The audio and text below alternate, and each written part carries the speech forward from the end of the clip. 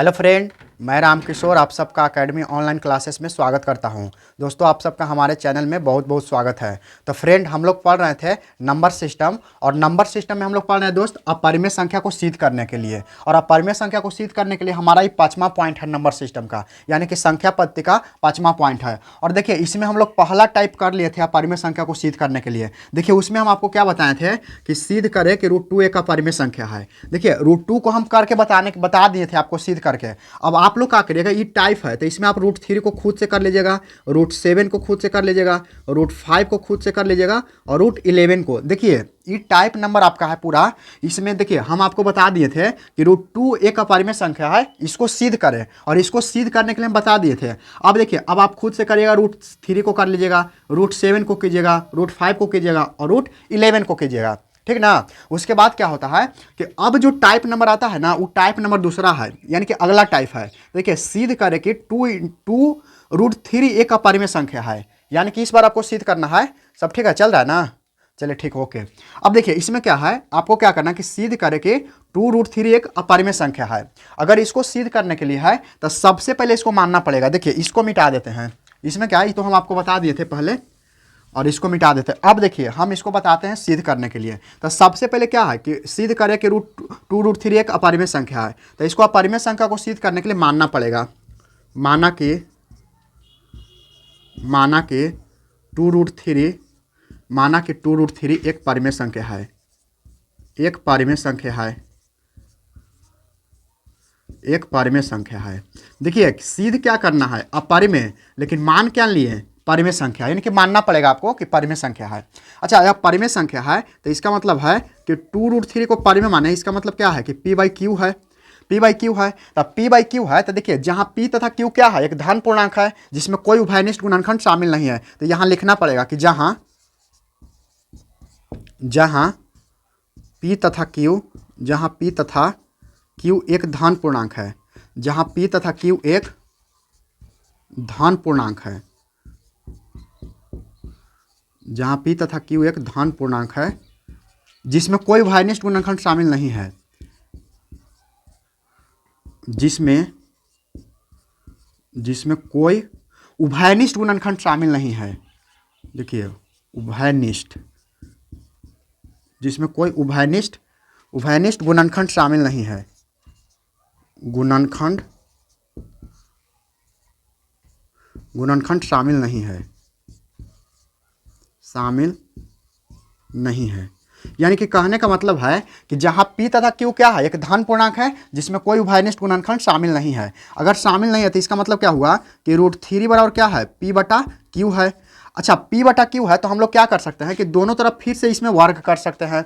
क्या करेंगे, दोनों तरफ वर्ग। तो यहाँ लिखेंगे कि दोनों तरफ वर्ग करने पर, दोनों तरफ वर्ग करने पर, दोनों तरफ वर्ग करने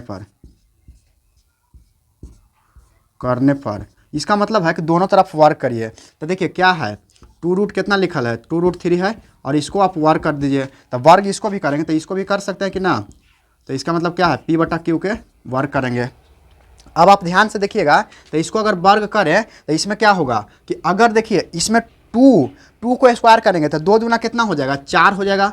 लेकिन ये गुना है तो कितना, देखिए अब 2 यानी कि √3 है, और √3 को भी तो स्क्वायर होगा। तो √3 गुना √3 करेंगे तो केवल 3 हो जाता है। हम बताए थे कि रूट में अगर गुना करिएगा ना, √3 गुना √3, तो रूट हट के और केवल एक 3 का प्रयोग किया जाता है। तो अगर एक 3 लिख दिया तो कितना होगा, 3 आ जाएगा। तो 3 में 4 से गुना करिएगा तो कितना होगा, 12 हो जाएगा कि ना। तो इसके जगह हम कितना लिख सकते हैं, पूरा के गुना करला पर हम लिख सकते हैं 12 लिख सकते हैं, यानी कि 12 हो गया। तो 12 बराबर क्या लिख सकते हैं, अब देखिए P² यानी P/Q के स्क्वायर है। इसका मतलब है कि P² भी होगा और बटा क्या होगा, Q² भी होगा कि ना। इतना समझ में आ गया। अब देखिए, इतना अगर समझ में आ गया है तो फिर यहाँ से आप देखिए, अगर इतना समझ, अब देखिए 12Q है, इसका मतलब हम यहाँ से ऐसे कर सकते हैं कि ये कितना है, 12 है ना, ये क्या है, P² बटा, अब Q को देखिए, ये Q² है ना, तो हम इसको लिख सकते हैं Q गुना Q लिख सकते हैं। यानी क्या लिख सकते हैं, Q गुना Q। जिससे देखिए, अब इसको में क्या है कि अगर 12, जैसे देखिए 12 बराबर क्या है P square by Q square, तो हम 12 बराबर क्या लिखते हैं पी स्क्वायर, अब बटा क्यू स्क्वायर को हम लिख सकते हैं क्यू गुना क्यू। अब अगर इतना लिख दिए तो देखिए इसमें क्या करते हैं, हम चाहते हैं कि एक क्यू इसके साथ गुना हो जाए, तो क्या हो जाएगा 12 क्यू हो जाए कि ना। अगर 12 क्यू हो जाता है तो इसका मतलब बचा क्या, तो ऊपर तो पी स्क्वायर बचल है और नीचे केवल क्या बच गया, क्यू बच गया कि ना, क्योंकि एक क्यू को हम इसके साथ गुना कर दिए तो एक क्यू यहाँ आ गया, तो यहाँ क्या बचा पी स्क्वायर बटा क्यू स्क्वायर। तो अब इसको में अगर ध्यान से देखिएगा तो 12 क्यू जो है ना से पूर्णांक है, और ये जो पी स्क्वायर बाई क्यू है ये आपका क्या है भिन्न है। तो देखिए ऐसा तो संभव नहीं है क्योंकि पूर्णांक पर और भिन्न नहीं हो सकता, तो अगर भिन्न नहीं हो सकता तो यहाँ लिखना पड़ेगा, तो लिखेंगे कि जहाँ 12 क्यू एक पूर्णांक है, जहाँ 12 क्यू एक पूर्णांक है, जहाँ 12 के एक पूर्णांक है तथा पी स्क्वायर बाई क्यू एक भिन्न है, यानी कि देखिए कहने का मतलब सिंपल सा है कि जो 12 क्यू है ना, यानी कि 12 क्यू एक पूर्णांक है तथा पी स्क्वायर बाई क्यू क्या है एक भिन्न है। अच्छा एक भिन्न है तो इसमें देखिए पूर्णांक बराबर भिन्न, यानी कि लिखेंगे अतः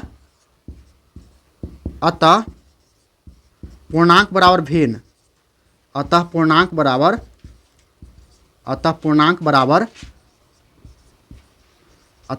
बराबर भिन्न, जो संभव नहीं है,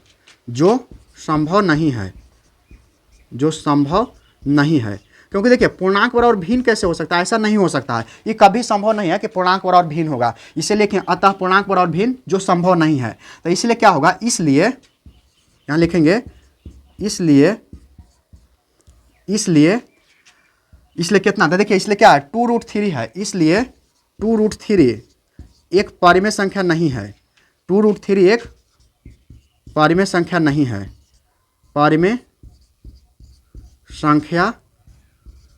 है। इसका मतलब क्या है देखिए, यानी कि हम माने थे क्या कि 2√3 एक परिमेय संख्या है, लेकिन देखिए आगे जब इसको हल किए तो क्या आ गया पूर्णांक बराबर भिन्न आ गया, तो ऐसा तो संभव नहीं है क्योंकि पूर्णांक बराबर भिन्न नहीं संभव है। तो इसीलिए लिखें कि इसलिए 2√3 एक परिमेय संख्या नहीं है, तो अर्थात क्या है, तो अर्थात अपरिमेय संख्या है, तो यहाँ लिखना पड़ता है अर्थात 2√3 एक अपरिमेय संख्या है, अर्थात 2√3 एक अपरिमेय संख्या है, एक अपरिमेय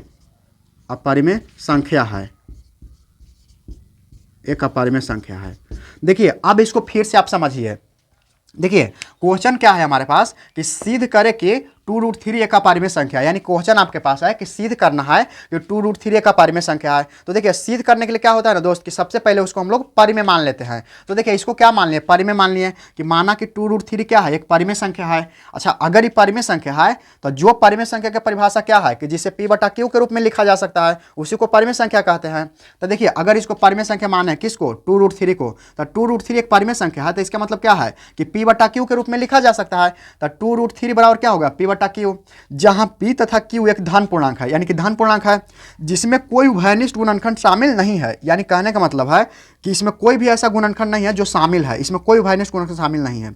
अब इसको हम आगे स्टेप बढ़ाएं तो 2√3 बराबर क्या लिखे p बाई क्यू। तो इसको एक उपाय और कर सकते हैं कि दोनों तरफ हम वर्ग कर देते हैं।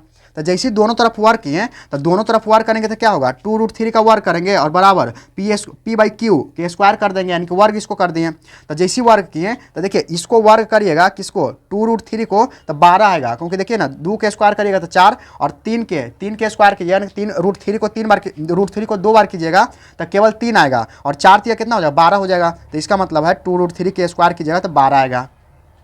अब देखिए यहाँ ध्यान से देखिएगा तो P square by Q square होगा कि ना, क्योंकि p बटा क्यू के स्क्वायर है तो P square by Q square. अब इसको यहाँ देखिए तो यहाँ क्या है तो 12 को हम सेम टू सेम लिखते हैं 12, और देखिए पी स्क्वायर बाई क्यू है ना, P square by Q square, तो इसको क्या किया कि पी स्क्वायर को छोड़ दिए और नीचे जो बट्टा में है क्यू स्क्वायर को हम ना लिख सकते हैं क्यू इंटू क्यू, यानी कि 2 बार लिख सकते हैं। तो इसको 2 बार लिख दिया, इसलिए लिखें क्योंकि एक को हम क्यू को 12 के साथ गुना कर देंगे। तो अब क्या किया कि अगला स्टेप में एक को ई क्यू को यहाँ उठा के लाएं, तो यानी कि कितना हो गया 12 क्यू बराबर क्या हो गया पी स्क्वायर बाई क्यू हो गया। अगर पी स्क्वायर बाई क्यू हो गया तो इसका मतलब है कि 12 क्यू जो है ना अभी पूर्णांक बन गया, और जो पी स्क्वायर बाई क्यू है एक भिन्न है। तो ऐसा देखिए अब पूर्णांक अगर 12 क्यू पूर्णांक है और पी स्क्वायर बाई क्यू क्या है एक भिन्न है, तब पूर्णांक बराबर भिन्न तो कभी संभव नहीं है, यानी कि जो पूर्णांक है ना वो भिन्न के बराबर नहीं हो सकता। तो लिखेंगे कि जहां 12 क्यू एक पूर्णांक है तथा पी स्क्वायर बाई क्यू एक भिन्न है, यानी कि 12 क्यू एक पूर्णांक है और पी स्क्वायर बाई क्यू एक भिन्न है, तो अतः पूर्णांक बराबर भिन्न जो संभव नहीं है, यानी कि कभी भी पूर्णांक बराबर जो होता है ना से भिन्न नहीं होता है। तो अगर भिन्न नहीं होगा तो जो हम माने थे वो हमारा गलत हो गया कि ना। हम क्या माने थे कि माना कि √2 एक अपरिमेय संख्या है, तो इसका ना परिमेय संख्या है, तो परिमेय संख्या, तो अब इसमें क्या आ गया कि पूर्णांक बराबर भिन्न आ गया, तो जो संभव नहीं है। इसलिए क्या किए कि इसलिए 2√3 एक परिमेय संख्या नहीं है। अगर परिमेय संख्या ना है तो क्या है, फिर अपरिमेय संख्या, यानी क्या है कि 2√3 एक अपरिमेय संख्या है। इस प्रकार से अपरिमेय संख्या को हम सिद्ध करते हैं। और देखिए दोस्त, एग्जाम के पॉइंट ऑफ व्यू से काफी महत्वपूर्ण है। मतलब बोर्ड के एग्जाम में हर साल एगो क्वेश्चन आ जाता है, कभी सिंपल वाला, देखिए ऐसे कभी क्वेश्चन पूछेगा √2 वाला, √3 या √7 या √5 या √11 ऐसे दे देगा ना। तो अगर क्वेश्चन को चेंज करेगा तो इस प्रकार भी दे सकता है कि 2√3 दे देगा। जैसे देखिए इसमें क्या दे देगा, हो सकता है कि ऐसे दे देगा, मान के चले कि ये क्वेश्चन क्या है, ये क्वेश्चन है कि 2 कितना है, 2√3 है, तो हो सकता है कि दे देगा 5√7। अब देखिए इसी प्रकार से भी क्वेश्चन दे सकता है, हो सकता है कि दे देगा 2√5 दे देगा, हो सकता है कि 2√11 दे देगा, या तो हो सकता है कि 5 कितना दे देगा, 7 दे देगा। तो देखिए ये समझिए ना, तो एक टाइप है। तो हम आपको बताए थे क्या 2√3 को सिद्ध करें कि एक अपरिमेय संख्या है। तो अगर मान के चले कि ये आपको सिद्ध करे आ गया तो ये सब ना आ जाएगा, ये सब तो एक ही टाइप के है, ये सब सेम टू सेम टाइप है। तो अगर सेम टू सेम टाइप है तो हम आपको टाइप बता रहे हैं, क्या करें, टाइप बता रहे हैं कि एक टाइप को बता दिए, और ये सब जितना है ना ये सब आप खुद से घर पे कीजिएगा। देखिए अपने से जितना प्रैक्टिस करिएगा ना दोस्त तो आपको ज़्यादा समझ में आएगा। तो प्रयास करिएगा कि खुद से हो सके तो इसको करिएगा, तो इसको आप घर से कीजिएगा। देखिए हम आपको बताएं 2√3 और उसके बाद 5√7, 2√5, 2√11 और 5√7 को आप घर से सिद्ध करके लाइएगा, यानी कि अपना देखिएगा, सिद्ध करके देखिएगा कि होता है कि ना। आपको एकदम आसानी से हो जाएगा अगर इस प्रकार से आप बढ़िया से इसको समझ लेते हैं, तो फिर कोई दिक्कत नहीं होगा। तो दोस्त आज के लिए इतना ही रहेगा, फिर हम लोग मिलेंगे एक अगले वीडियो में। तो आज के लिए इतना ही, थैंक यू, जय हिंद।